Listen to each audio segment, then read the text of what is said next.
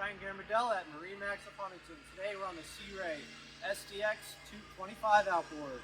This is powered by a 250 Verado that'll power this boat over 45 miles per hour. Coming to the starboard side, you've got controls for your fusion radio, a nice door for the pets and small children, and easy access to your battery switches. Coming forward, this is the entertaining area of the boat for your friends and family.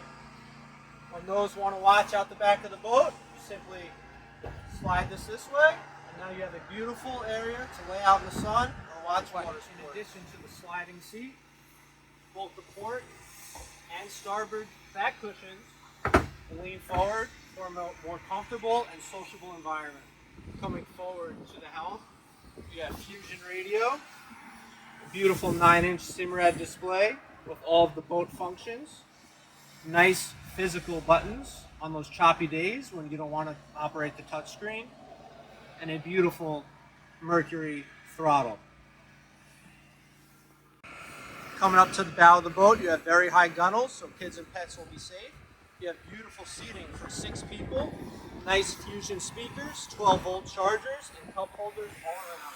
If you're interested in the Sea Ray SDX 25 outboard, contact us at MarineMax of Huntington at 631-424-2710.